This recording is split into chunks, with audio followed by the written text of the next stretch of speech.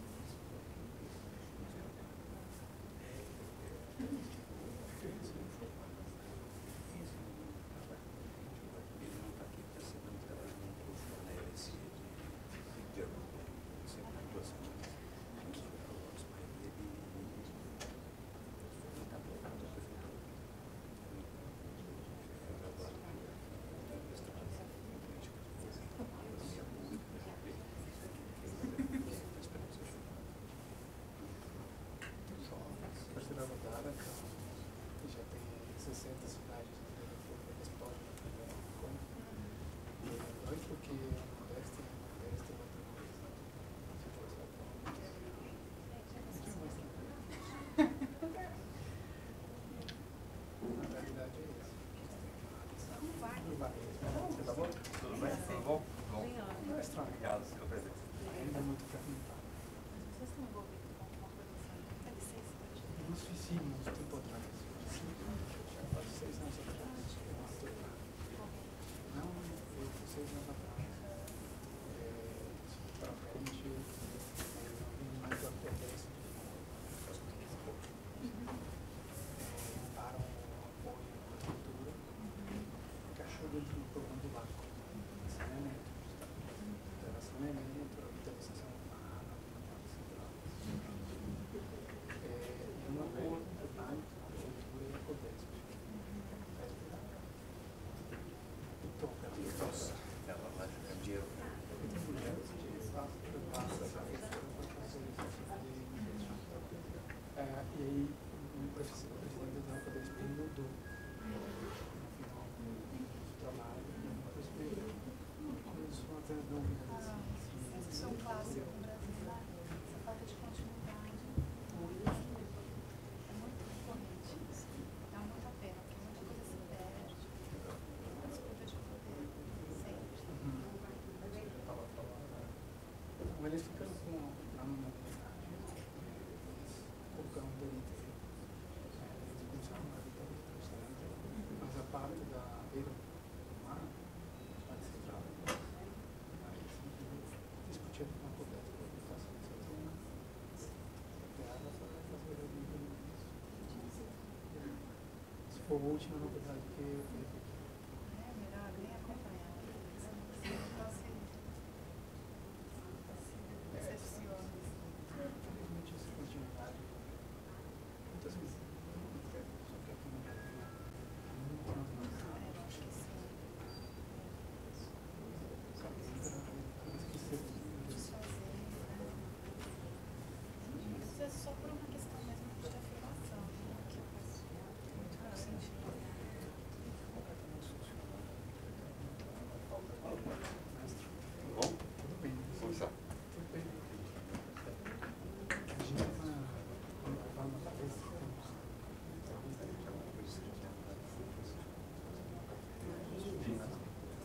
tudo bem?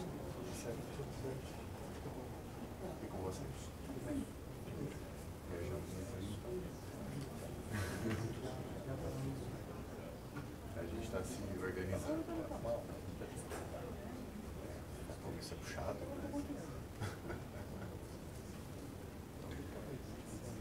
Dor de cabeça, mas infelizmente. Assim eu espero. Assim eu espero. Eles acabaram de ver o segundo desculpa por ter lá no trabalho. Terminaram para não conversar, mas Tá. Salvador esse ano tá. Esse começo, tipo, Salvador veio para se instalar na minha vida. pode ser uma alta probabilidade. E você 40, a gente está fazendo, eu convidei a Marta também para participar com a gente. Porque ela Já tem procurador. já, uma procuradora francesa. A gente enviou já o material.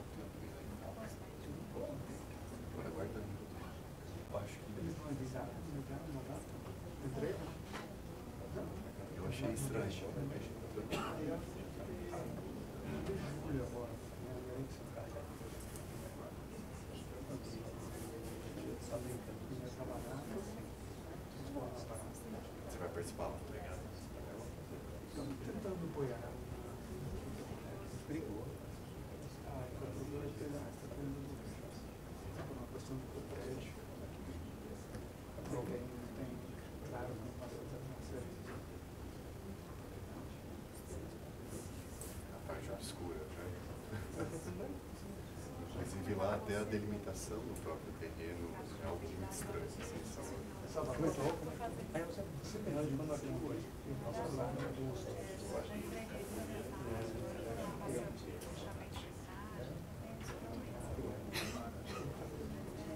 Pergunto para eles. São 40 parceiros. Não, mas temos que inserir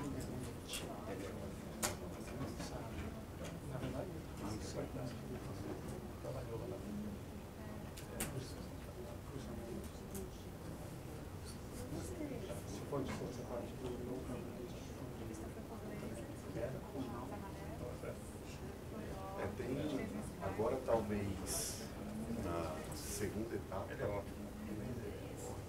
etapa, talvez é possível desenvolver alguma coisa junto.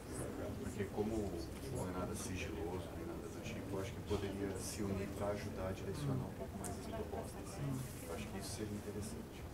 Porque ainda essa temática de resiliência e tudo mais é muito obscura. Ninguém sabe muito bem do que está se tratando.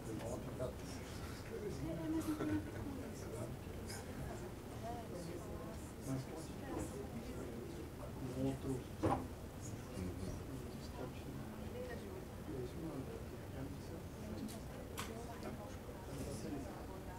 Fica até aqui. E já tem destino? Ela sabe se ela volta no Brasil, vai para a Inglaterra. Portugal.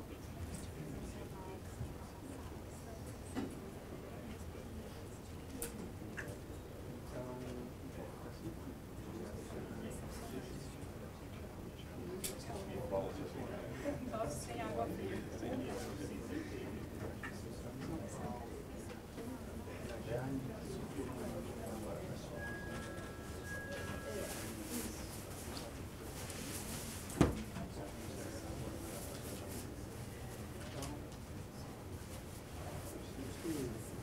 A equipe que ficou lá no final, você acha que ficou bem?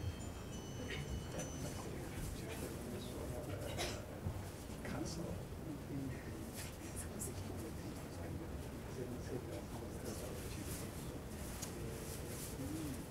outra coisa que era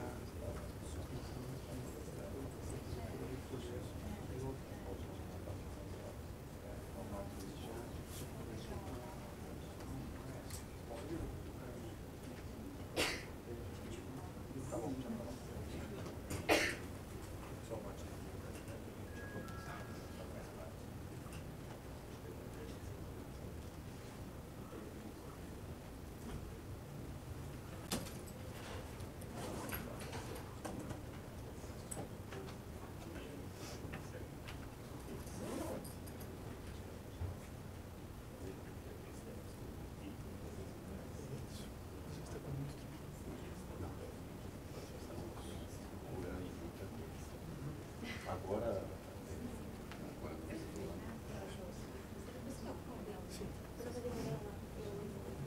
Acabei de começar a treinar lá no Salvador, uma amiga de ciência. Então, eu estou com o Thiago. Tudo bom? Prazer.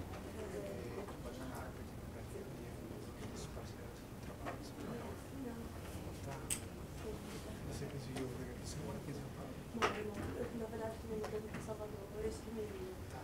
Então, estou fazendo algumas coisas daqui enquanto eu faço mudança. Boa sorte, mudança grande. É, muito grande. Ótimo. Nossa, essa é uma surpresa. Sim, sim. Adriana, você falou?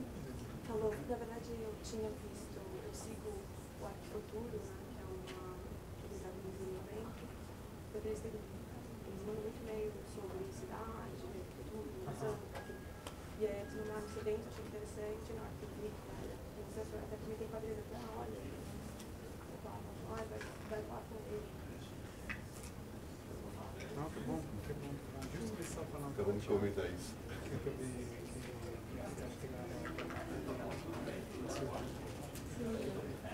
Pensei que iria conhecer você na Boston. Posso marcar cumprido o objetivo cumprido. Aí eu vi, tá, eu já sei de como, né, participar pra trás, Se alinhar. já pegando umas ideias. Que bom. E bem, então você. Que bem. Esse domingo eu faço. Chegou lá. Vai ficar. Sei, o objetivo. Pelo menos isso. Ele contratou, desculpa se eu pergunto coisa, ele contratou você por concurso? Não, foi. Eles abriram um processo seletivo. Uma Adriana e a Luana. Uma segunda entrevista com a Helena. E aí tem uma terceira entrevista com o secretário da Aí, depois desse processo. Passar para outro lado, mas quem chega também. Aqui no ISPER, somos movidos por convicções, fortes valores paixão por educar e gerar ideias capazes de provocar mudanças.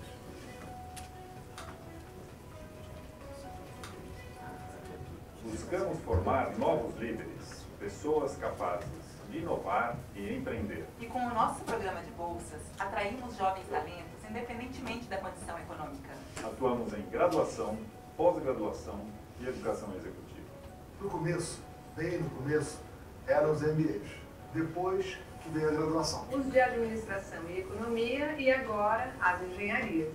São áreas de conhecimento que se complementam. Nosso portfólio inclui os certificates, os programas de LLM e os mestrados profissionais. E também doutorado, que explora a interface entre a economia e o ambiente de negócios. Nossos alunos são preparados para enfrentar dilemas éticos, entender, respeitar E conviver num contexto multicultural e complexo. O aluno do INSPER não se contenta em ficar sentado ouvindo. Ele tem que se engajar no processo de aprendizado, sair da zona de conforto. Pensar, discutir e não ter medo de errar. E com isso, criar um ambiente de inovação e empreendedorismo. Investimos no avanço do conhecimento. E, por isso, incentivamos a pesquisa que impacte a sociedade e as empresas. Publicações relevantes, muitas em coautoria com acadêmicos de outras escolas, nacionais e internacionais.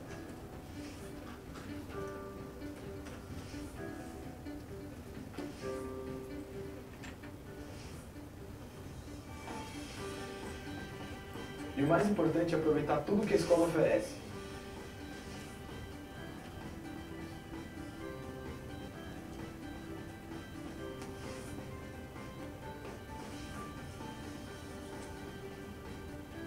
Somos uma instituição com vocação para evoluir, não se acomodar. Olhamos não só para o Brasil, queremos estar entre as melhores do mundo. Eu tenho orgulho de ser INSPER.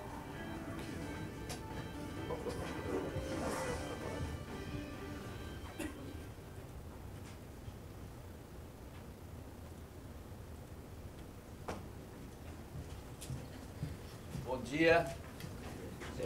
Meu nome é Irineu Gianese, eu sou um dos diretores do INSPER. Queria dar as boas-vindas para vocês em mais esse evento de parceria entre o INSPER e o Arquifuturo. Nesse evento de hoje a gente vai ter o Pablo Lazo apresentando um estudo sobre resiliência nos projetos de cidade. Resiliência que é algo tão importante, né, para as pessoas individualmente e um conceito novo e importante para as cidades também. Pablo?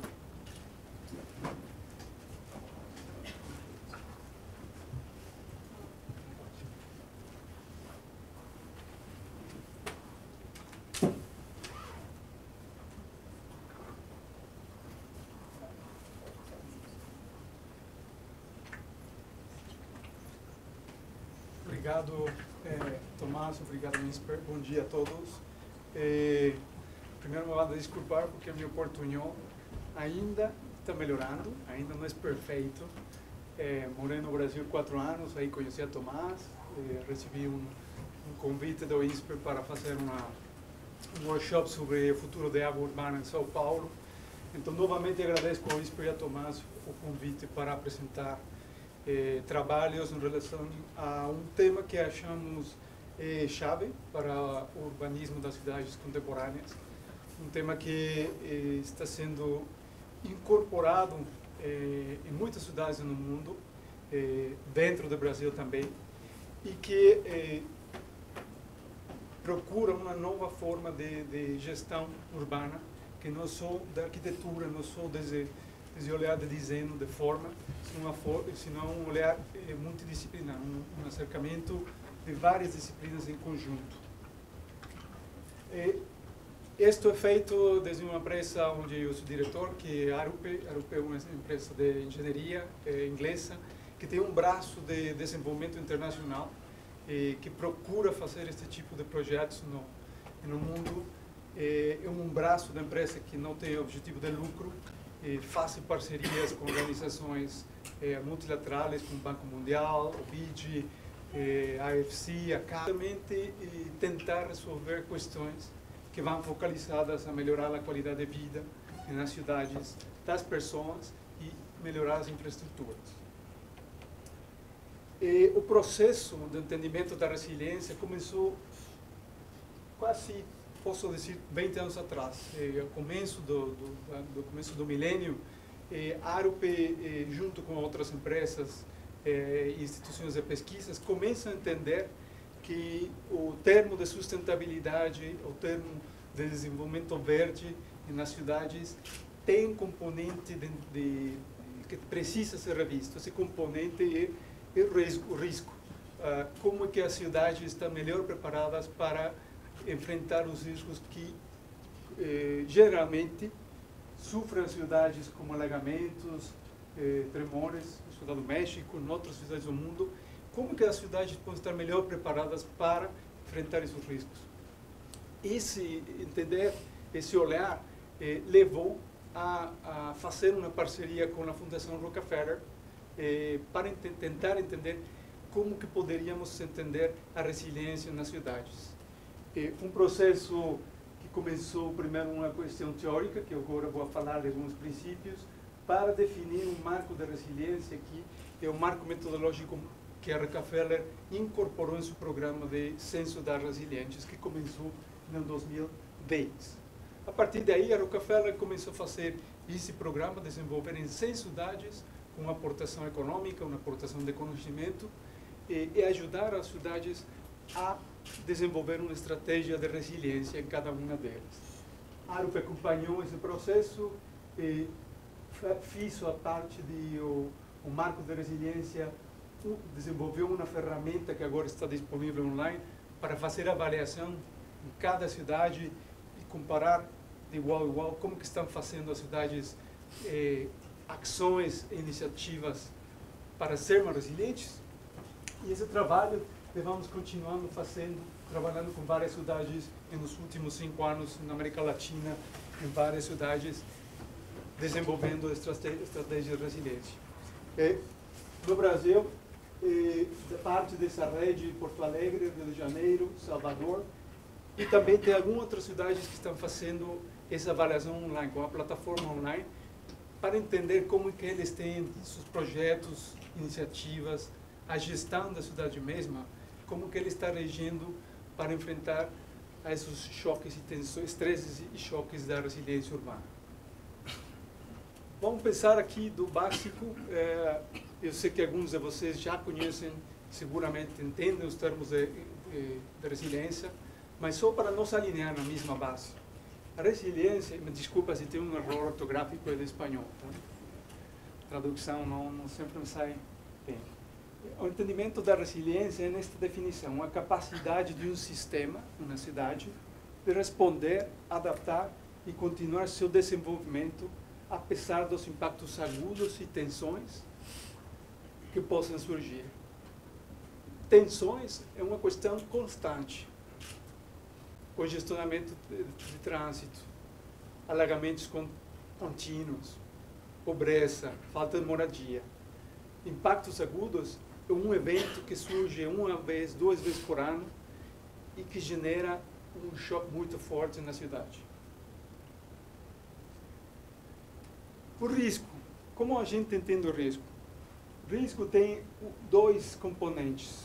Uma probabilidade estadística, que é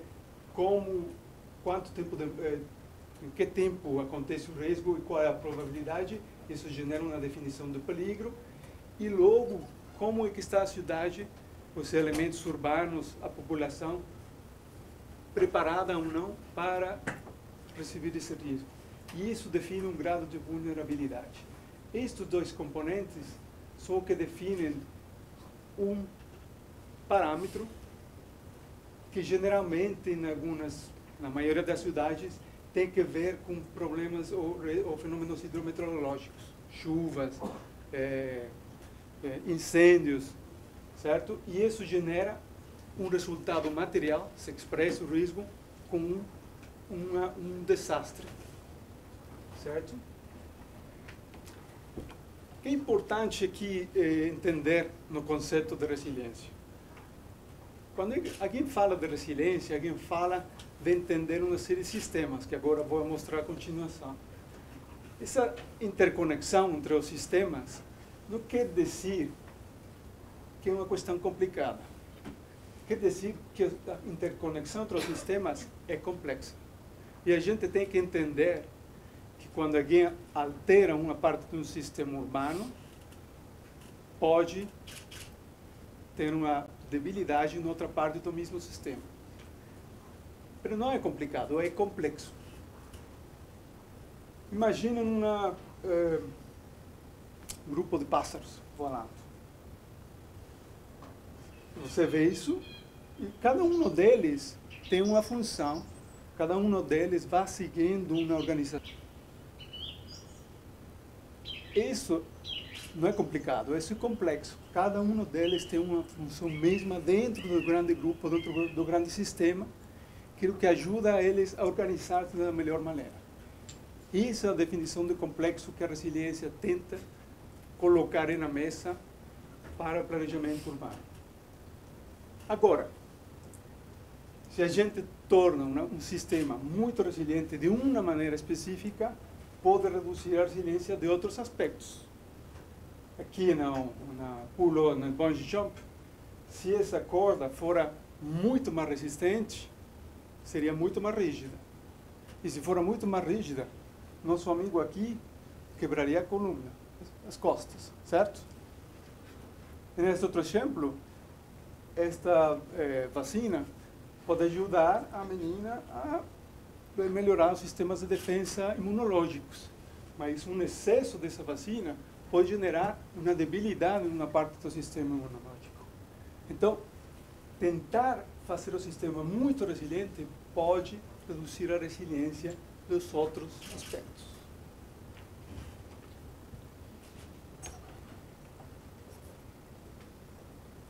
Aqui alguém poderia falar, então a resiliência e a eficiência parecem ser opostos, certo? Quase todas as perdas de resiliência são consequências inesperadas de uma optimização máxima, por exemplo, um esforço de eficiência. Um exemplo muito claro é aqui em São Paulo, o sistema de transporte público, por muitos anos, foi focalizado nos corredores de ônibus, certo? Esses corredores de ônibus certamente melhoraram uma parte do sistema de transporte público em eficiência, levaram mais pessoas em um tempo mais reduzido porque tem um corredor exclusivo. Mas, no momento que eles colocaram essas faixas nas ruas, colocaram muitos ônibus nessas mesmas faixas dedicadas, generaram mais tráfego na parte dos autos e generaram também mais tempo de espera nas paradas, porque os ônibus estavam um tras outro.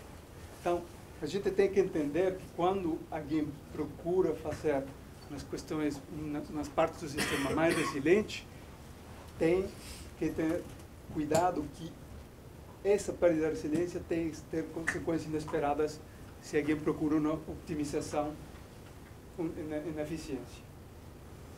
E, finalmente, a última parte teórica é os princípios da resiliência. Isso não é nosso, é um debate conjunto entre várias organizações, mas se alguém pode, de uma forma simplificada, entender a resiliência no sistema, tem que ter estas 7 qualidades, princípios. Tem que ser engenhoso, inovação, como falou o vídeo do INSPER, tem que ser refletivo, seja, ou dar uma olhada no que aconteceu no passado para generar uma nova proposta, tem que ser redundante, não sei se o término também se usa em português, sim? Tem que ter backup, outro jeito de fazer a mesma função. Tem que ser flexível, essa capacidade para se adaptar. Tem que procurar uma integração com vários elementos do sistema mesmo. Inclusivo, quer dizer, numa cidade que procura resiliência, a gente não pode ter as decisões em uma só pessoa, em um só grupo de pessoas. Tem que procurar essa abertura para recolher as percepções de grupos e partes interessadas. Finalmente, tem que ser sólido, tem que ter essa fortaleza de interconexões com outra parte do sistema. Este é o sistema mais simples de uma cidade resiliente. As interconexões, desculpe que está em inglês, mas tem aqui a população, as pessoas, tem os zoneamentos, tem água, tem esgoto, tem transporte, tem produção de comida, tem a lixo, desculpa, tem a produção de lixo para energia, lixo, movimentação de logística, energia, consumo dos meus produtos que a população utiliza na cidade. Essas interconexões é o que justamente estava falando. Se alguém tenta melhorar uma questão de energia, vai a influir no resto do sistema. E essa interconexão, essas melhoras de resiliência que a gente pode tentar fazer aqui, vai ter consequências nos outros componentes do sistema. É por isso que é chave para entender a resiliência todo o sistema em seu conjunto e fazer priorizações de melhoras, de iniciativas, de projetos, com o entendimento até onde as consequências podem ser também resilientes em outra parte do sistema. Okay? Essa ferramenta online que desenvolvimos com a Rockefeller, não preciso entrar em muito detalhe, mas incorpora todos os elementos que coloquei do sistema no slide anterior. Quando a gente trabalha com cada uma das cidades, não trabalha à distância, trabalha com eles durante um ano, pouco mais de um ano, desenvolvendo um levantamento de dados que ajudam a ferramenta a entender um diagnóstico inicial de como que está a cidade reagindo ante a resiliência. É resiliente ou não é resiliente? Em vários aspectos. E essa recolhida de dados é muito difícil.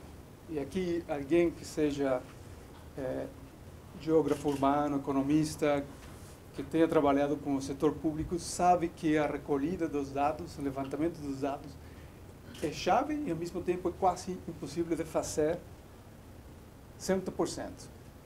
Bom, boa parte do programa e do trabalho nosso consiste justamente em fazer essa recolhida de dados, porque muitas vezes os dados estão todos espalhados e ninguém faz essa integração no governo. Tem a Secretaria do Verde, com indicadores de espaço público, de árvores, de meio de água, mas logo tem também a Sabesp aqui em São Paulo, que tem todos os dados de água, fornecimento de água e de esgoto, e logo tem outro organismo que tem os dados de energia, mas ninguém faz essa incorporação em uma plataforma de dados integrada que pode oferecer esse análise conjunto e essa avaliação da linha base.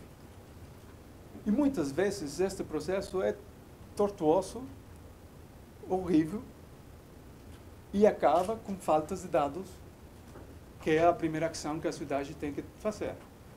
Levantar os dados para saber como que eles estão reagindo ante questões de resiliência urbana.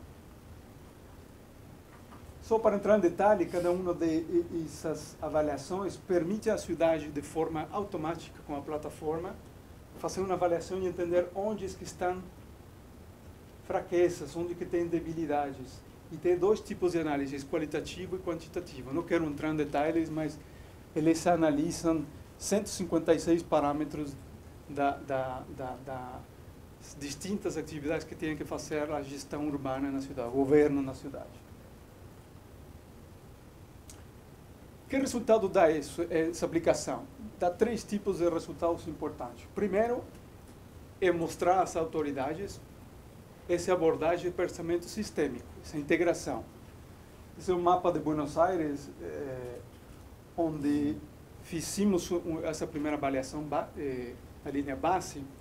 Eles, na cidade de Buenos Aires, eles nunca haviam feito um GIS de sobreposição onde que os impactos e tensões aparecem na cidade.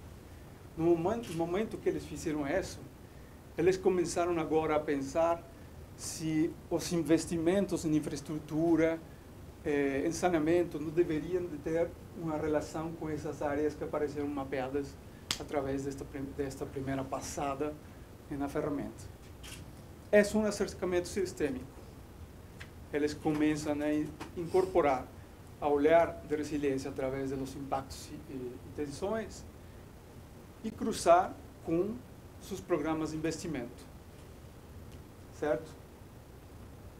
O segundo resultado importante dessa abordagem do pensamento sistêmico. Uma cidade tem um limite político, certo? Tem um bordo administrativo. Mas, geralmente, a cidade opera e tem serviços que vão mais, estão espalhados mais ao lado do limite do bordo político-administrativo. Grande São Paulo, o melhor exemplo. Tem uma gestão, Grande São Paulo, tem um órgão que pode ajudar ou a prefeitura ou o governo estadual a alinhar interesses? Não pode, certo? Se tiver um órgão assim, não tem competência para fazer isso, infelizmente. E assim acontece em todas as cidades do mundo. Algumas delas, na Europa principalmente, já começaram a fazer o desenvolvimento de um modelo de gestão metropolitana, com competências suficientes para conseguir alinhar interesses e investimentos. Justamente um dos resultados em Santiago de Chile foi um estudo para ajudar-lhes na cidade a entender qual é o modelo de gestão metropolitana que eles devem desenvolver para gestionar transporte público, gestão de lixo e gestão de esgoto. Eles decidiram fazer nessas três áreas, porque dá um volume suficiente em Grande Santiago para tentar gestionar de uma forma metropolitana esses três serviços. Mas se a gente não tem, se a cidade não tem um órgão metropolitano para fazer essa gestão, tem um problema sério.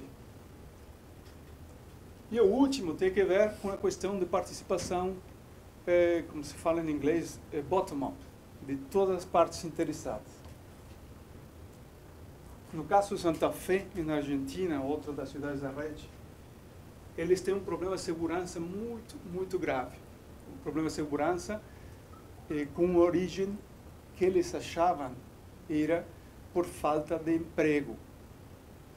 Através dos trabalhos com a Fundação Conosco, com uma metodologia de workshops interativos, onde convidamos a cada um dos grupos das partes interessadas e das comunidades de onde tinham os mais altos índices de falta de segurança, para tentar entender qual a raiz do problema, onde que realmente está o problema da inseguridade.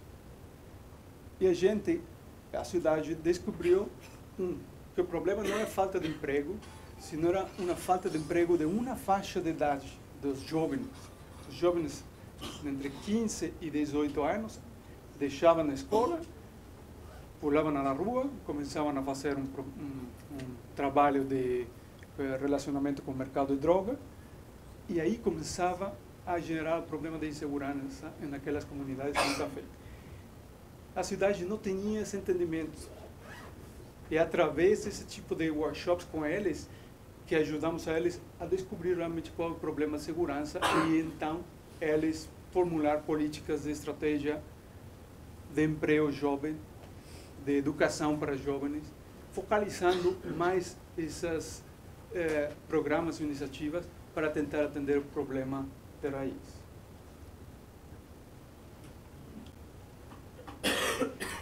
Quero mostrar a vocês três projetos onde a gente está aplicando este conceito da resiliência urbana. Primeiro, em Guadalajara, no México, uma área que foi delineada para fazer um projeto, o Master Plan da Vila Pan-Americana, dos Jogos Pan-Americanos em 1998. Não deu certo aí o projeto. É uma área totalmente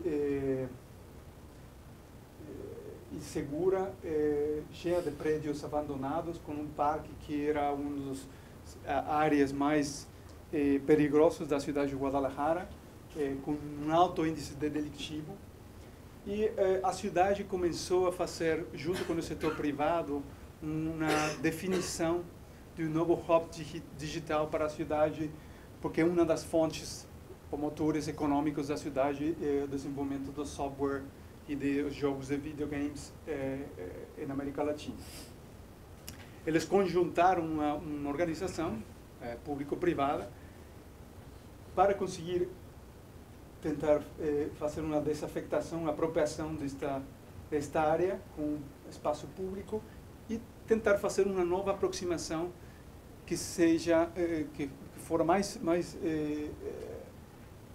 inclusiva da comunidade que morava ali, ainda aí, mas também que inseriria conceitos de resiliência e sustentabilidade como a base do princípio de desenho. Então, antes de fazer qualquer plano de zonamento, de uso de solo, de mobilidade, a gente trabalhou com a cidade e com as partes interessadas para definir um novo sistema operativo desse projeto. Antes de colocar um plano, um croquis na mesa. Esse sistema operativo tinha como base justamente inserir uma questão ambiental, uma questão de sustentabilidade, uma questão de desenvolvimento econômico, uma questão com um claro apontamento nas tecnologias digitais e, finalmente, 2 fontes de difusão que foram supostamente inovadoras, uma em questão de tecnologias e outra em questão de desenho. Esse foi como o sistema operativo do projeto, antes de fazer qualquer projeto mesmo urbanístico. Posteriormente, passamos a fazer um desenvolvimento de um plano urbanístico, sei lá, muito simples, ou seja, muito normal, não tem nada de novedoso, tem uso de solo, tem uso mixto, coisas que para vocês seguramente é normal agora, uso mixto, acessibilidade pedestre, ciclovias, enfim, coisas que não são surpresas para a gente atualmente, mas naquele momento era uma nova forma de olhar essa grande área urbana no centro de Guadalajara. E a gente começou a trabalhar junto com os usuários e com as partes interessadas como inserir essas questões de tecnologia que eles querem. Mas não é só inserir tecnologia para inserir tecnologia, sino para procurar tecnologia que tivera um impacto na resiliência e na sustentabilidade do projeto.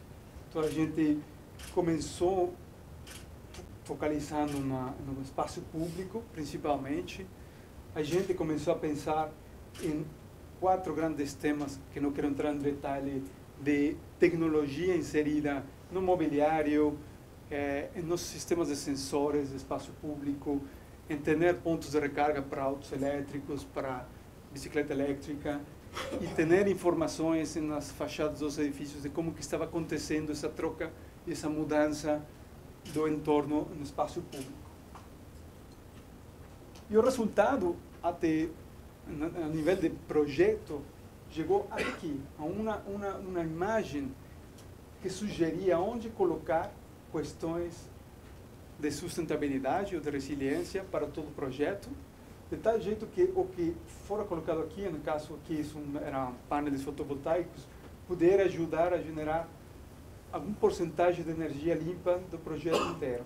Ou, falando do sistema de mobilidade elétrico, através desta rua que atravessava o prédio, a área completa, tentar fazer pontos de recarga tanto para o transporte público como para o carro privado elétrico, através de uma conexão neste sistema de energia que o mesmo projeto estava gerando. Este foi o princípio, este foi um dos primeiros projetos onde a gente começou a pensar com esse olhar de resiliência urbana. Como vocês podem olhar, a gente começava a entender essa interação entre os sistemas, como poderiam ser inseridos numa proposta real, e tentar entender que não é somente colocar painéis fotovoltaicos em todos os tetos do projeto, ou não é somente colocar um sistema de monitoreio integrado dentro do projeto mesmo, em vez de na prefeitura. Essa troca de dados foi o nosso problema. Como que o projeto começaria a generar seus próprios dados de consumo de energia, de água, de descargas de lixo, que são dados de um projeto, não são dados da prefeitura. Esse foi o gargalho nesse projeto, onde a gente começou a entender esse relacionamento entre os dados é a chave para fazer um projeto dessa escala resiliente. O segundo exemplo é em Barranquilla, em Colômbia. Alguém é colombiano aqui? Não. Okay. Essa cidade mudou quase igual que Medellín e que Cali nos últimos 15 anos. Só que ninguém olhou Barranquilla, porque Barranquilla não tinha o problema da droga e da insegurança. Barranquilla tinha outro problema, era desemprego. Era a cidade da Colômbia que tinha o desemprego mais alto de todo o país. E era oposto ao que todo mundo no governo da prefeitura de Barranquilla falava, porque eles tinham um porto, eles tinham comércio, eles tinham uma população de 4 milhões de pessoas, tinham mercado suficiente para ser uma cidade distinta. Quando eles chamaram a fundação e a ARUP, eles falaram uma coisa, eles falaram que um dos desafios de Barranquilla era todo o espaço público de Barranquilla estava tomado por atividades informais, ou estava poluído, ou tinha problemas de desenho, de infraestrutura, e praticamente isso é uma constante em toda a cidade. Imaginem que Barranquilla é aproximadamente o tamanho de toda a zona sul de São Paulo, em extensão. Imaginem por um momento que em toda a zona sul a infraestrutura pública, ruas, praças, estão ou tomadas por comércio e economia informal, ou poluídas, ou têm problemas desse tipo de infraestrutura que não estão operando do jeito correto. O que fazer? Na escala de cidade, como fazer uma proposta para encaminhar, para mudar essa diretriz e de melhorar o espaço público em Barranquilla? Esse foi o desafio do estudo. Bom, o primeiro que fiz junto com a prefeitura e com as partes interessadas foi entender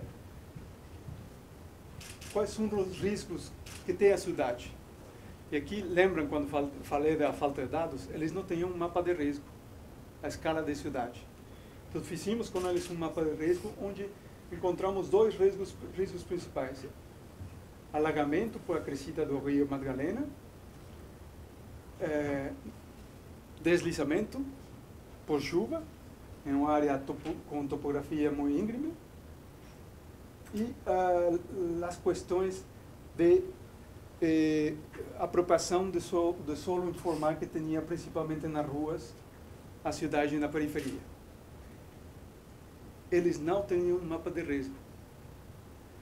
Acho que isso para entender um problema de espaço público e da falta de espaço público com uma função certa, é entender quais são os riscos que tem a cidade nesses casos.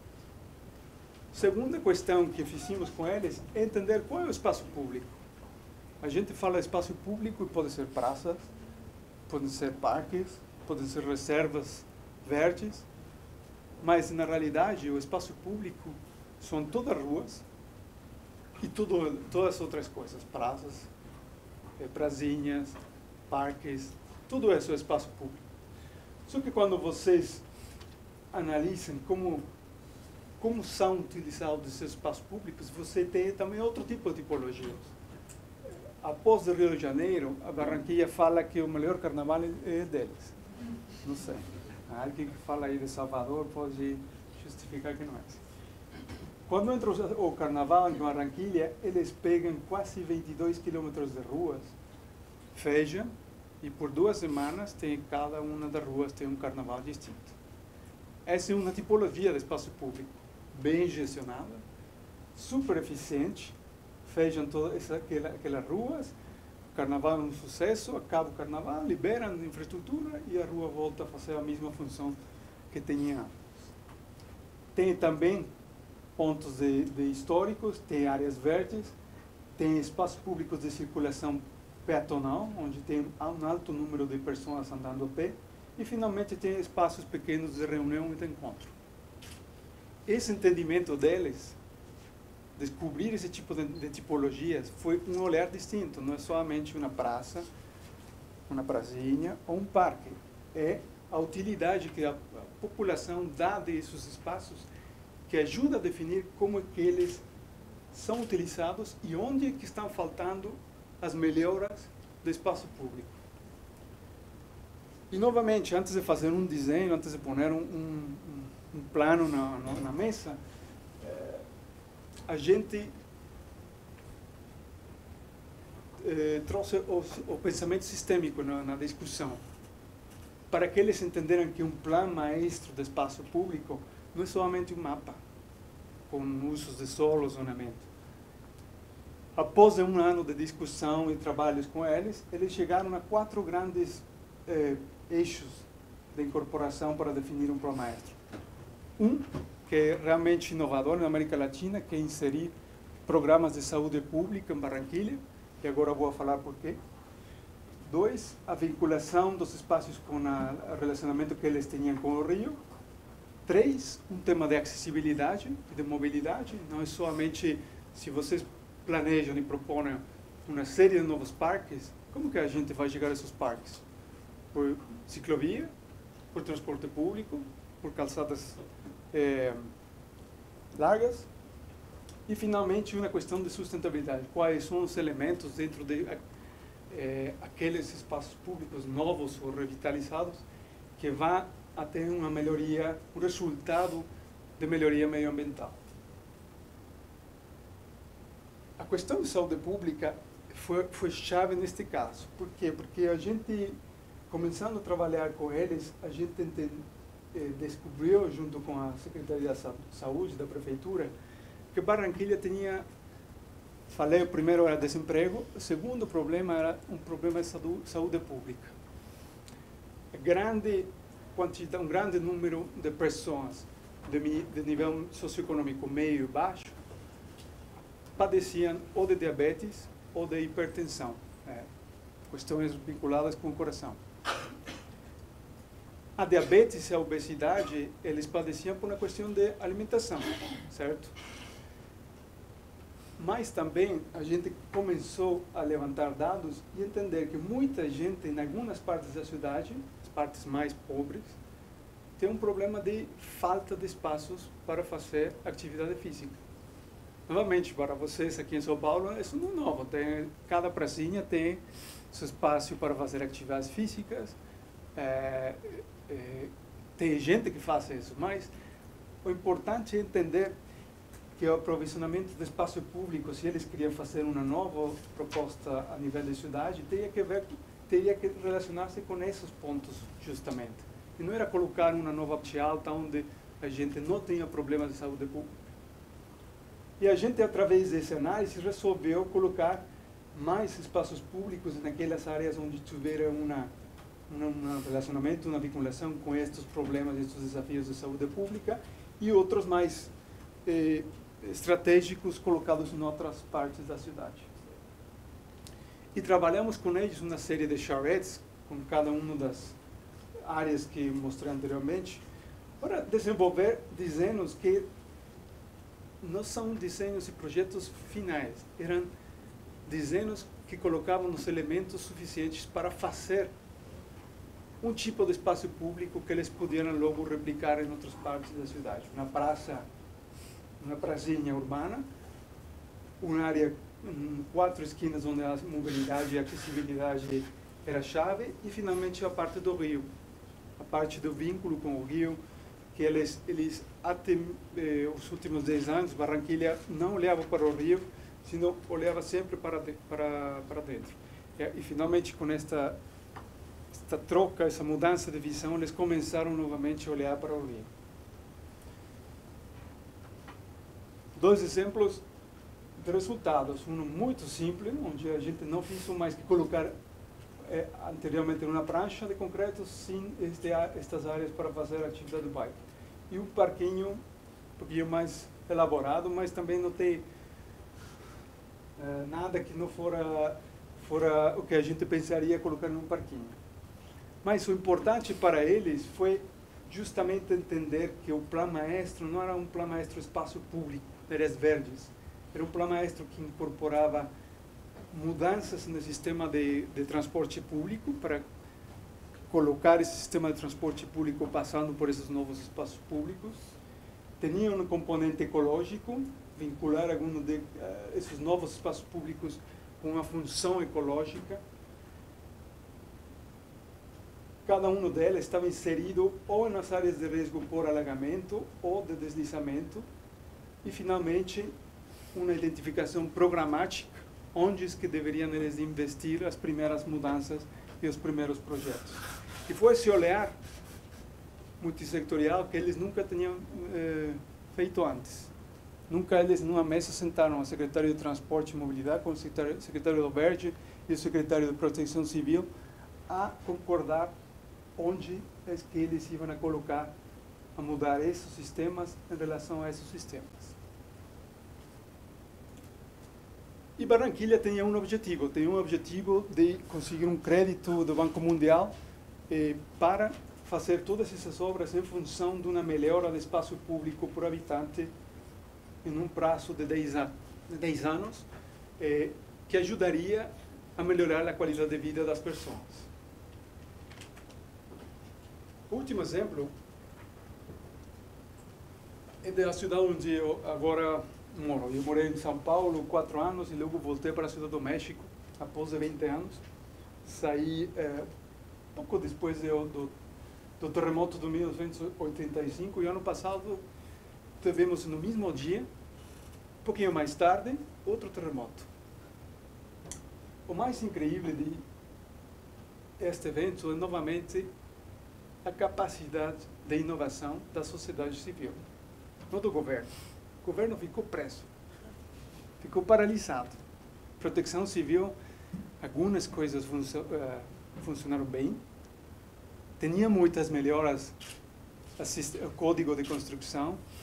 Em 1985 morreram 10.000 pessoas, em 2017 morreram 500 pessoas. Isso fala bem de muitas coisas que se fizeram nos últimos 20 anos, 25 anos. Mas também outras coisas não funcionaram, colapsaram. E o melhor exemplo que encontrei foi este cara. A gente parou quando teve o terremoto, todo mundo saiu do carro e foi embora. As ruas ficaram fechadas ou por edifícios caídos ou por carros que estavam parados, transporte público parado. Nas primeiras 72 horas, a única forma de chegar nos edifícios onde tinha sobreviventes ou refugiados ou pessoas que estavam saindo dos edifícios caídos para ir a um ponto de refúgio foi ou em bicicleta ou em patins. Este cara vai em patins. Ele ia e voltava num trecho de 5 quilômetros e levava uma caixa de víveres, uma caixa de medicinas. Para mim, esse é o melhor exemplo de resiliência. E foi uma ideia da sociedade civil, não foi do governo. Segundo exemplo da sociedade civil, que é melhor, foi este. 5 caras, 4 horas após o terremoto, colocam uma plataforma digital na página, em uma página web que se fala Salva Tu Casa, um aplicativo. E colocam essa na página na web e mandam uma mensagem de se tu casa resulta afetada por o terremoto, registra aqui, passo 1, entra, cadastra, registra, tira umas fotos, dá uma declaração se tem mais danos de tipo humano e vamos ajudar-te a fazer um diagnóstico. Vamos mandar a um experto fazer um diagnóstico. Arup estava no México trabalhando e nós entramos em parceria com eles, com Salva Tu Casa, para fazer um reconhecimento de 1.000 prédios em uma semana. Esse número na plataforma, em uma plataforma online, em las 2 semanas após o prédio. O governo, na crítica, se tiver aqui um mexicano, ele falaria, está falando certo. O governo demorou em fazer uma plataforma igual 3 meses. Um aplicativo desenvolvido por 4 caras, uma ajuda de uma empresa para fazer um primeiro diagnóstico rapidinho, um diagnóstico certificado de segurança estrutural, um diagnóstico falava seu prédio está danhado forte, vermelho, não entre, seu prédio está danhado, tem danos, amarelinho, mas pode ficar dentro, mas vai precisar de uma segunda revisão, e prédio verde, são um dano menor, pode ficar aí, não tem problemas. Gente, isso é resiliência. É uma capacidade que tem todo mundo. É só uma questão de como nós podemos aprender desse tipo de ferramentas agora para o próximo terremoto que seguramente acontecerá na Cidade do México, outro 19 de setembro. O que aconteceu com aquela plataforma? Aquela plataforma a gente agora trabalhou com o governo para utilizar. O que acontece aqui? Aqui você tem endereços com 10.000 prédios, com um certo grau de dano. Se esse dano nós podemos classificar qual é esse tipo de dano no nível de componentes, se é nas janelas, se é no teto, se é na parede. Isso dá uma quantificação e logo ver se tem um problema maior, total, maior, médio ou menor. Com essas duas identificações, avaliações, a gente desenvolveu um sistema de rating para ajudar o governo a decidir onde é que eles podem investir mais rápido com melhor resultado. Por que é importante isso? Por 3 fatores. Se é um edifício danhado em um hospital, o downtime time, ou seja, o número de dias que o resultado está afetado e não pode operar, tem um custo muito alto, certo? Segundo, se é um edifício onde generam muitas perdas humanas, também tem um custo, porque você tem que resgatar as perdas humanas e fazer toda uma série de trâmites com eles. E, finalmente, se o edifício é de concreto ou de aço, tem um custo em fazer as reparações que varia. Com esses 3 parâmetros, a gente consegue dar uma indicação ao governo para falar de todos os restos, nos vermelhos e nos amarelos, os verdes não, focalize seus investimentos, os esforços nestes, justamente por este análise. São 3 variáveis e 3 fatores. E a plataforma o que faz é que cada um destes pontos, esses pontos é um dos pontos vermelhos na outra imagem, se faz uma avaliação, se convoca uma definição de iniciativas e de propostas na sociedade civil, se cruza esta informação com esta avaliação e se faz um projeto integral e resiliente naquelas áreas e naqueles prédios onde resultaram mais afetados a população e as edificações. Gente, isto foi um projeto de 3 meses. Se a Cidade do México, o governo, tiver a capacidade que teve a sociedade civil de reagir com inovação, o projeto poderia ser feito em 1 mês. E não foi assim. Então, quero fechar com as tendências que o planejamento resiliente está colocando na mesa, para vocês ter uma visão um pouquinho geral de hacia onde que vai essa visão resiliente daqui para frente.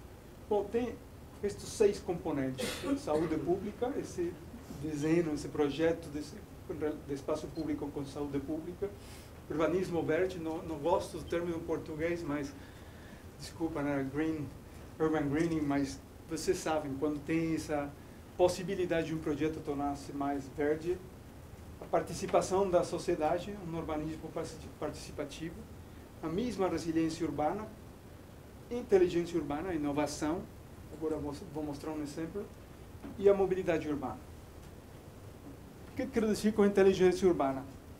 Estes caras, aqui sim, de Silicon Valley, desenvolveram um sensor que você coloca em um poste de luz, que com isto mede poluição acústica, poluição do ar, número de veículos que estão passando, e pode, se for o caso, colocar um aditamento maior, e se tem umas coletas de lixo nesses mesmos pontos, ele pode medir quando que estão sendo feitas. Tudo uma questão de 10 centímetros. Cada um deles custa $60.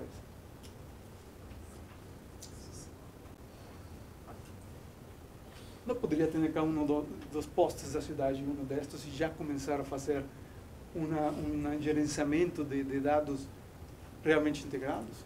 Uma pergunta.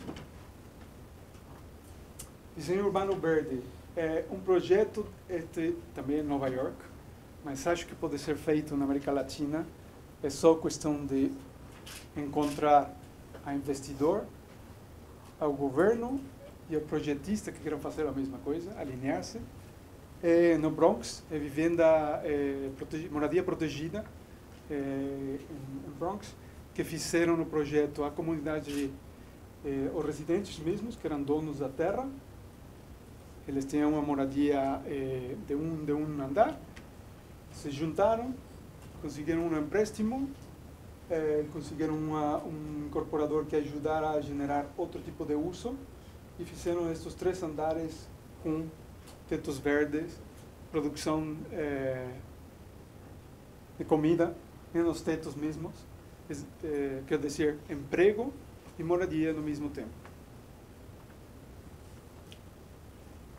E, finalmente, a resiliência urbana, outra das cidades da rede da Rockefeller, Montevideo, eles têm uma abordagem integral em uma cuenca de um rio que atravessa Montevideo desde a parte mais agrícola e mais rural e que chega na Bahia mesma.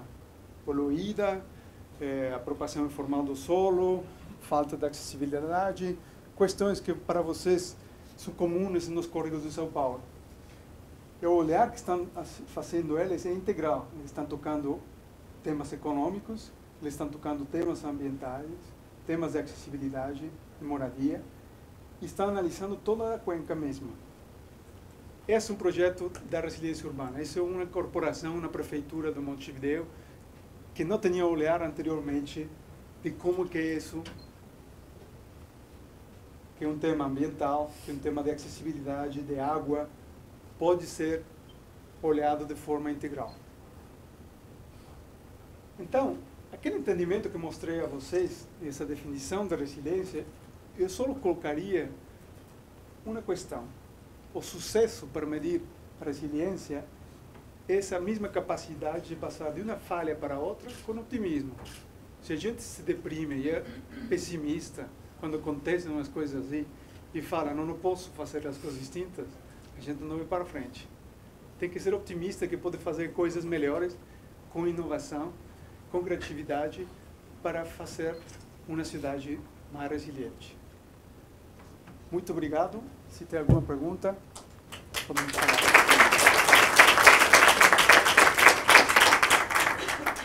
As perguntas estão abertas, só que fale algo, se apresente quem fizer, e perguntas curtas para a gente ganhar, por favor.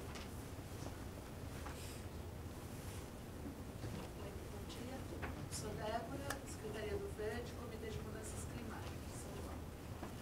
Eu gostei bastante da sua abordagem, já trabalhei com gestão de risco. Eu quero saber se algum desses projetos você já tem mensurado, no caso, a redução dos riscos, dos danos e da população vulnerável. Você já deu para mensurar essa questão? Respostas pontuais. No México, atualmente estão fazendo esse análise de se eles tiverem uma capacidade de reagir melhor em temas de acessibilidade, eles estão medindo quantas, não mortes diretas, mas mortes indiretas, poderiam ser evitadas por essa questão. E em Santa Fé, eles estão colocando uma medição entre número de empregos que são, número de fontes de emprego que são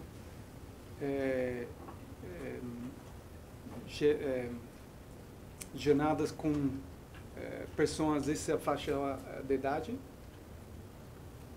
em relação ao número de assaltos e de índice de eventos de violência na mesma comunidade. São as duas medições que estão sendo feitas, uma como parte da estratégia de resiliência e na Cidade do México a Proteção Civil está fazendo essa avaliação.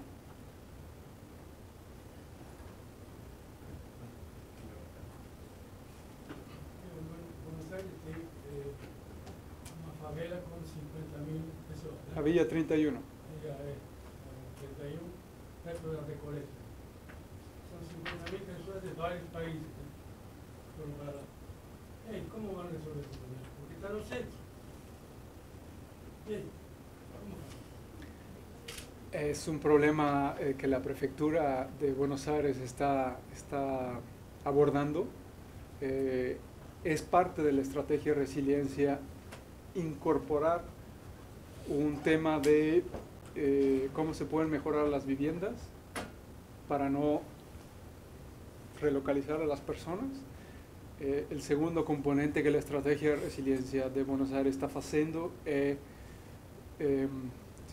troqué a español porque pensé que estaba en Buenos Aires, pero segundo es un tema de accesibilidad, porque a Vila 31 tem uma autopista, uma estrada que passa de um lado, e os baixos pontes da estrada atualmente estão vazios e não permitem atravessar e essa melhor permeabilidade da vila. E a segunda iniciativa que a estratégia está colocando na mesa é melhorar essa acessibilidade na vila para permitir um fluxo de pessoas mais direto. Questões econômicas, questões de segurança, a cidade está trabalhando isso com outras secretarias. Então, a equipe da resiliência está pensando que isso já está sendo trabalhado pela prefeitura. Pela prefeitura? Não vai demorar 50 anos? Pode ser.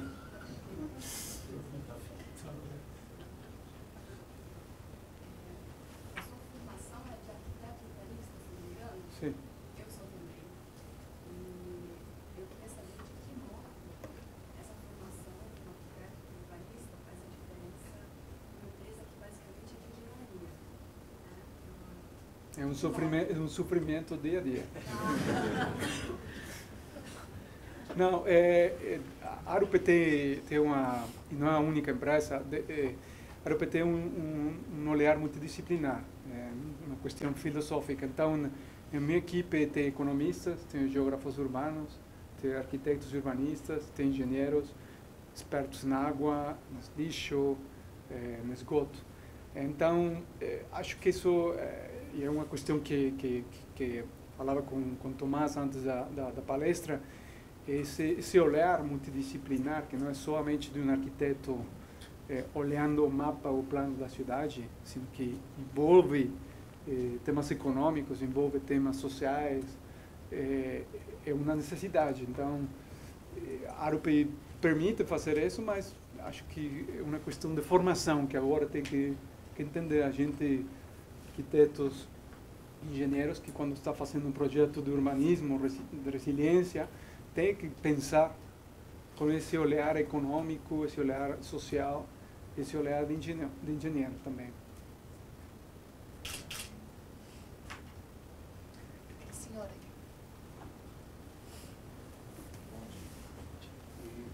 Intriga um pouco o Banco de Guadalajara. Houve alguma preocupação com o impacto de gentrificação? Quais foram elas? Sim, houve e tivemos. Foi um processo que demorou aproximadamente um ano, mas no começo o governo da cidade ele não queria colocar aí moradia social. Ele queria mudar, tirar a pouca população que tinha, deslocar e generar um novo bairro de outro padrão. Após o processo de desenvolvimento do plano, a gente ajudou a eles a entender que se eles tiravam a população que morava ali, que era muito baixa, no menos de 100 pessoas, estava tudo abandonado, mas tinha pessoas, eles iam ter um impacto negativo. Primeira coisa. Então, a gente conseguiu colocar a eles no plano, em outro prédio, mas dentro do mesmo perímetro.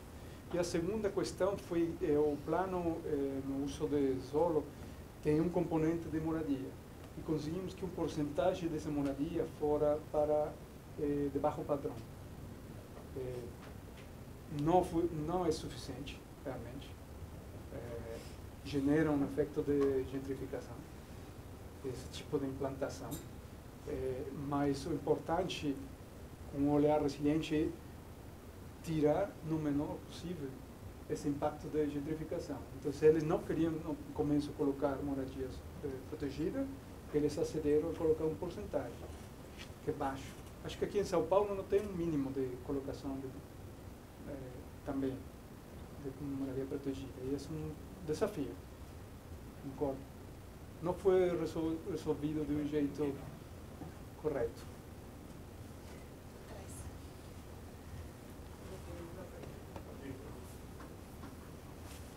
Eu sou Carlos, arquiteto urbanista de uma organização civil socioambiental. Faço parte também do movimento, uma articulação que chama Aliança Resíduo Zero Brasil. A gente tem visto que bastante divulgado, propalado, incentivado o aspecto das cidades inteligentes. E que já começamos a ver que há alguns problemas em relação a isso, principalmente em relação ao que a gente que a tecnologia ela avança muito mais rápido do que as estruturas e o próprio funcionamento das cidades. E que então passamos a ter aí diversos equipamentos, sensores dentro de toda a cidade e que se tornam obsoletos, né, não só na sua finalidade, mas também no funcionamento dele. A gente vai estar trabalhando aí com resiliência. Nós vamos nos preocupar com isso ou deixamos para cuidar desse problema mais para frente? Qual a pergunta exatamente? Então, nós vamos nos preocupar com isso também, né, com os resíduos que vão ser gerados a partir da evolução da tecnologia, ou a gente vai deixar isso para se preocupar no futuro? Eu acho que, indubitavelmente, a tecnologia tem que servir, tem que ter uma função para a cidade que tem um prazo. Se o prazo for muito curto, não tem sentido essa tecnologia ser implantada agora, se tem que mudar em prazo curto. Nós achamos que a resiliência, justamente essa é uma das qualidades, é ser flexível, é em função de como, se você já instalou um sensor, esse sensor tem que ter a capacidade de ser flexível e crescer ou ser modificado no futuro para não ter que gerar esse lixo tecnológico. Esse é um desafio. E tem muitas cidades que estão sendo aproximadas pelas empresas tecnológicas só para vender o produto, não pensando nesse olhar de qual a duração, o ciclo de vida desse produto, o que vai fazer após de que já não seja útil.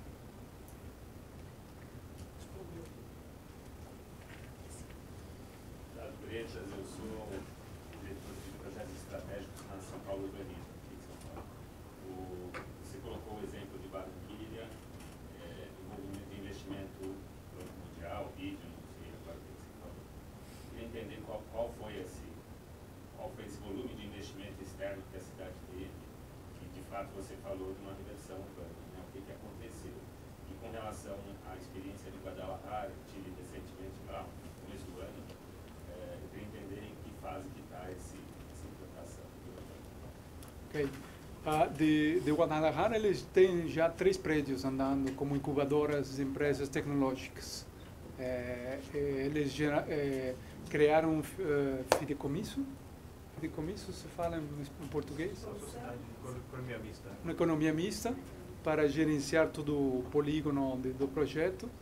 E o que eles estão fazendo, eles não conseguiram comprar todos os prédios, então eles só conseguiram ter autoridade para gestionar o solo e à medida que eles vão inserindo e vendendo cada prédio, eles estão fazendo investimentos dentro do plano do projeto.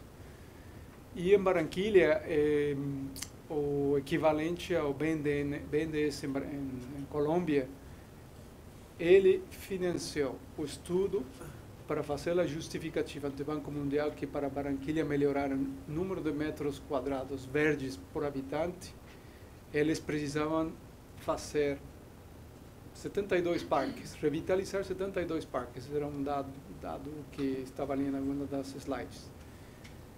Investimento para revitalizar esses 72 parques eram quase 40 milhões de dólares que entravam dentro de um pacote maior que o Banco Mundial estava fazendo empréstimo ao governo de Colômbia para melhora do espaço público em cidades colombianas. Esse é o mecanismo. Então, o estudo foi uma justificativa para ser, foi financiado internamente e foi uma justificativa para o banco fazer esse crédito à Colômbia. Renato Bonde, urban designer. Pablo, eu ia perguntar exatamente de Guadalajara. Vendo aquele parque, imaginando a revitalização do parque e a geração de valor para o entorno, né? A iniciativa privada, como entrou naquele projeto, com interesses ou até com parceiro, né? E se não aqui, em outros, como que é a participação da iniciativa privada em projetos de resiliência? Então, Guadalajara tem um braço que é o governo da cidade, que tinha terra, entrou com terra, e o braço privado foi como uma câmara das empresas digitais de Guadalajara. Eles entraram com capital. Eles se funderam e com o capital integrado, eles conseguiram um crédito revolvente, ponte, para começar a fazer os primeiros projetos.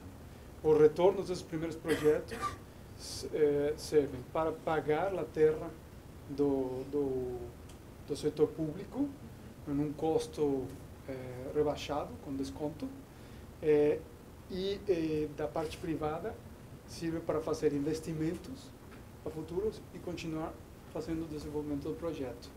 Estamos falando, acho, se mal não me lembro, foram quase 100 milhões de dólares, esse primeiro capital. Não, foi maior do lado público, acho que foi 60-40, uma coisa assim.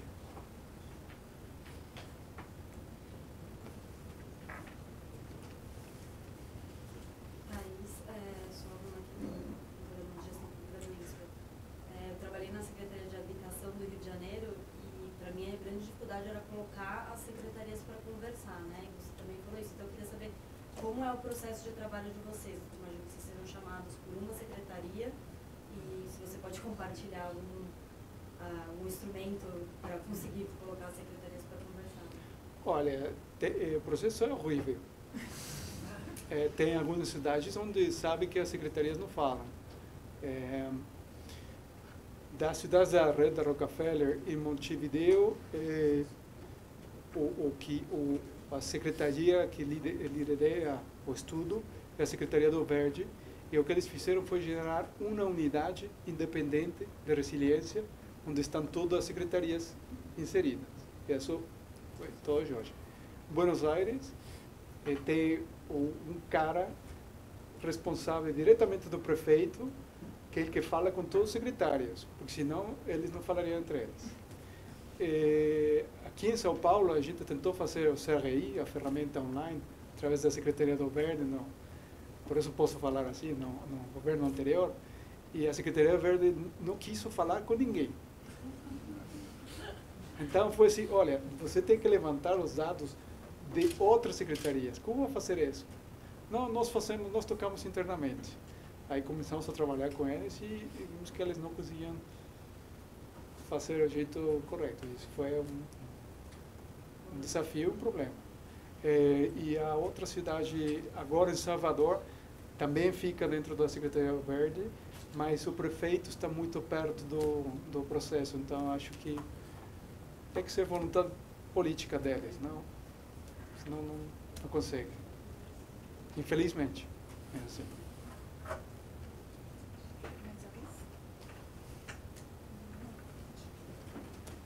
Agradecer ao Pablo e queria agradecer a vocês todos pela presença e queria também convidar a palestra do Pablo. Ela faz parte de um programa que nós temos conjuntamente com o INSPER, de discussão sobre cidades. Desde o começo do Arco Futuro, a gente trouxe essa discussão para o INSPER, exatamente por causa dessa questão, tentando trazer uma abordagem mais multidisciplinar para a cidade. Essa parceria resultou num curso, nós vamos agora para o terceiro módulo desse curso, é um curso executivo de 44 horas, nós estamos mudando o nome, ele vai chamar Inovação Urbana, Novos Modos de Fazer Cidade, onde a gente reúne os professores do INSPER de Economia, Administração, Direito, junto com urbanistas, arquitetos, e trazendo muito casos de estudo, muito baseado em análise de casos de estudo, procurando sempre trazer uma visão de sustentabilidade econômica, ambiental e social dos projetos. Então estamos lançando o terceiro módulo agora, convido vocês a verem na plataforma do INSPER ou do Arco Futuro, acesso a esse curso, que vai ser agora no segundo semestre. E para finalizar, eu queria mostrar um pequeno vídeo de uma série do Arco Futuro chamado Cidade Cidadão. Ele faz parte de um programa de educação que nós estamos fazendo para o ensino médio, né, onde a gente procura traduzir a cidade numa linguagem bastante acessível, explicando. O curso chama Aprendendo a Viver em Cidade. Esse curso é coordenado pela Via Vanzolini, que está aqui, onde a gente procura quem faz cidade, como se faz cidade, o que é cidade e por aí afora. Então, depois a gente termina.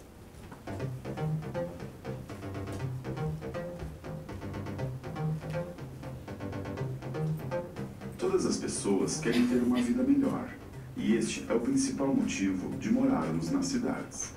O fato é que algumas cidades são mais atraentes do que outras, assim como algumas regiões da cidade mais desejadas do que outras. Então, as pessoas tendem a se aglomerar nas cidades. É daí que vem o conceito de densidade urbana. A conta é simples. Densidade é o número de pessoas dividido pelo espaço que elas ocupam ou usam na cidade, expresso em habitantes por quilômetro quadrado. Os urbanistas entendem que a densidade ideal para uma área urbana é acima de 20 ou mesmo 30 mil habitantes por quilômetro quadrado. É a densidade de lugares como a ilha de Manhattan, em Nova York, ou de Paris. As cidades brasileiras, mesmo as capitais, são pouco densas. A grande maioria delas são quase desertas, de tão espalhados que estão seus habitantes. Isso obriga a maior parte das pessoas a passar muito tempo no transporte e pouco tempo aproveitando a cidade. Para ter alta densidade, não é preciso construir torres altas. A parte central de Paris tem 26 mil habitantes por quilômetro quadrado, e a de Barcelona, 36 mil. E são áreas em que os prédios têm no máximo 6 andares. Essas cidades conseguem boa densidade porque os prédios têm apartamentos menores e são construídos colados uns aos outros e às calçadas, sem recuo. A densidade bem planejada é parte fundamental da solução do caos que muitas das nossas cidades vivem hoje. E pode fazer muito mais gente feliz, vivendo melhor na cidade que escolheu morar. Quando se fala em adensar uma cidade ou região, o objetivo deve ser de criar ali melhores condições de vida para um número maior de pessoas. E isso só acontece com um bom planejamento, que garanta serviços urbanos de qualidade e acesso ao transporte coletivo. Mais pessoas morando num lugar pode significar ganhos de segurança, significa mais diversidade, mais troca, mais inovação, mais oportunidade de trabalho. A criação de bairros mais densos e compactos, onde as pessoas possam se deslocar a pé e que vivam mais conectadas, cria cidades mais prósperas e sustentáveis.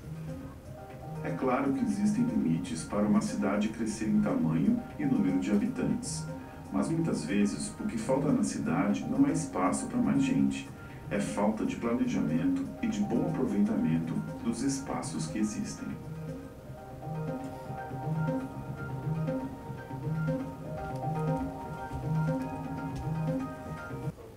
Cada país com o seu terremoto. No Rio de Janeiro, a Ana lembrou bem, a Carioca tem um aplicativo para zonas de tiroteio. É uma forma da cidade, do cidadão, também uma iniciativa da sociedade civil e muito funciona. Obrigado. Obrigado a todos.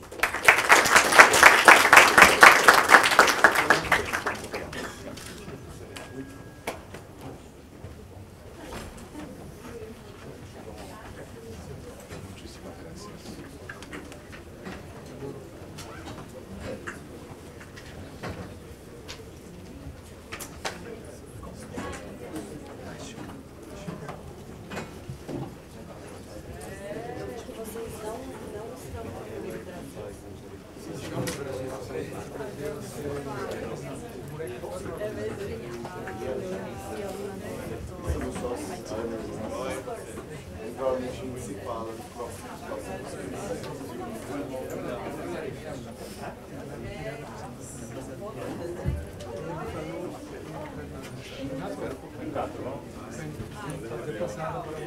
Está no México? No México. Semana passada foram já vi? Isso. Parcerias de colaborações. Tá ok? Estou aqui em São Paulo fazendo. Boa sorte.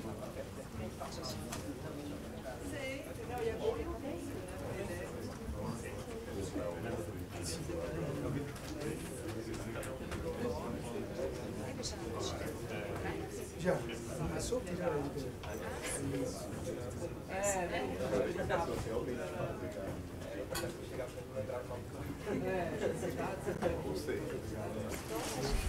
Eu vou tirar o CEP. Deixa eu ver, tá?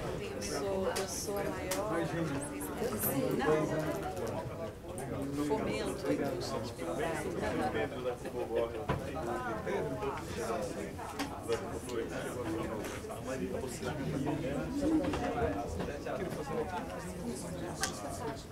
Pode ser aqui mesmo, só não sei se... podemos modificar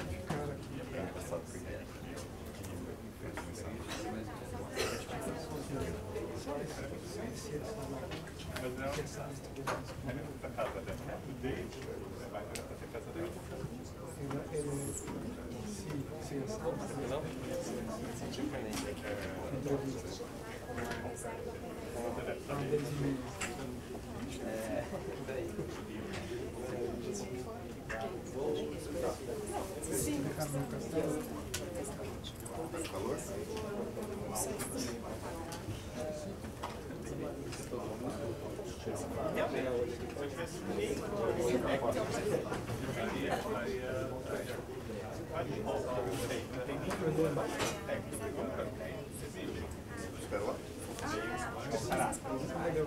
Legal.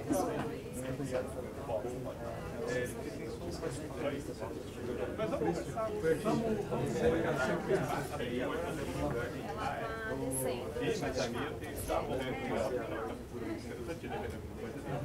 Você sempre está fazendo uma coisa.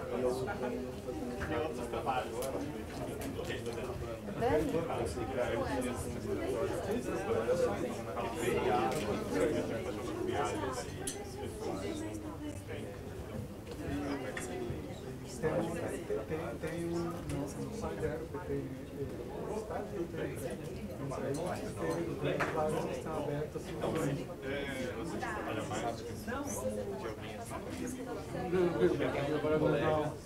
Um colega meu brasileiro tem em Londres. Em Holanda não tem não ia sair. Só para sentar. Mas sempre tem tá? Obrigado. É que assim. Não.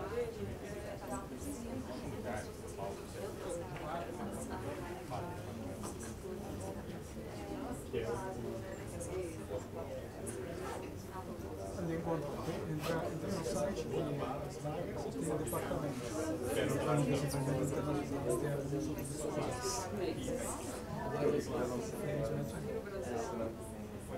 TV e feijão.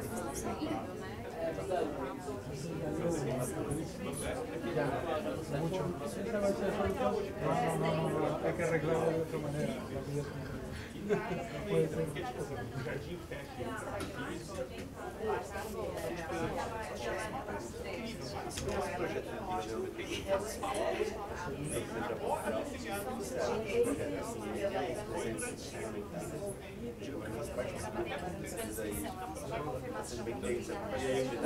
Fala muito esse diálogo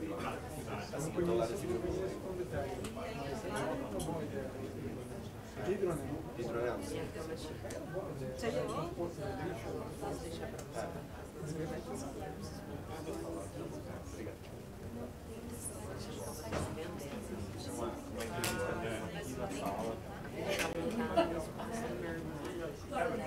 Tudo bem?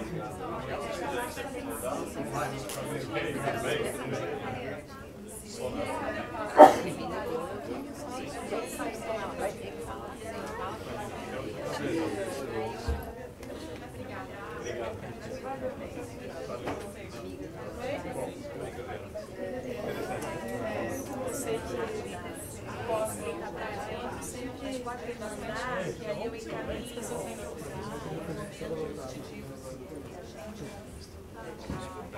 Obrigado. Graças. Prazer. É bom.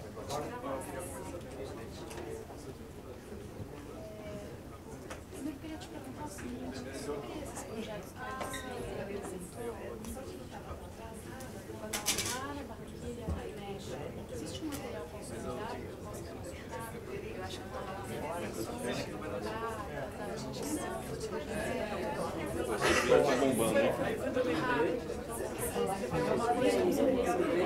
O trabalho está legal. Aqui você mostrou a oportunidade.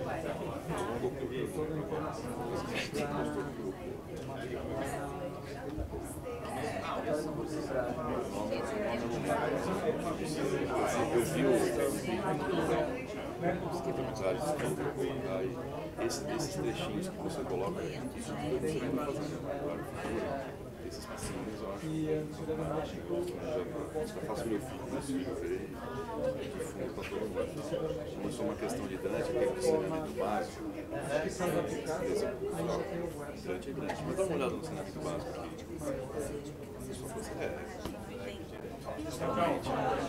É mais sério, mas estou muito isso aí também.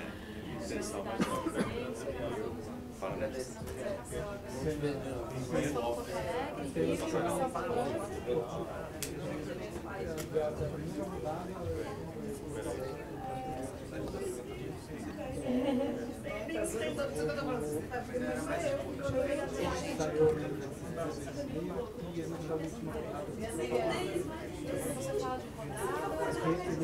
O programa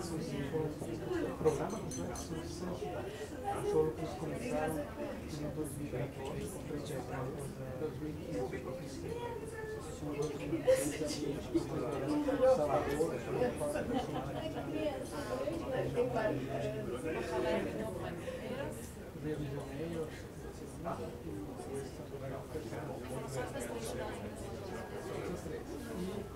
e logo, essa ferramenta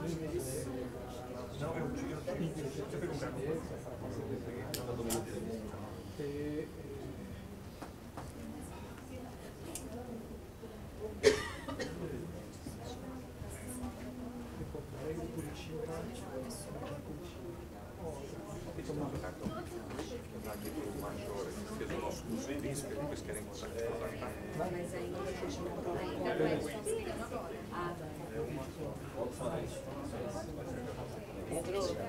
Qual foi a dúvida? Tem mais uma. Agora ele vai desligar. Eles que tem o programa de censura e eu vou ter fazendo a avaliação online.